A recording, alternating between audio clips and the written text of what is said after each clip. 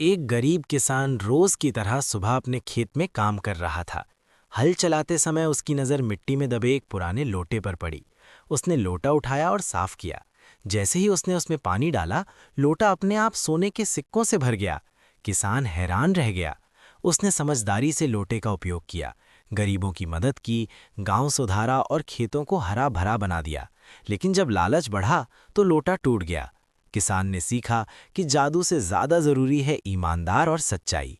एक like subscribe जरूर करें।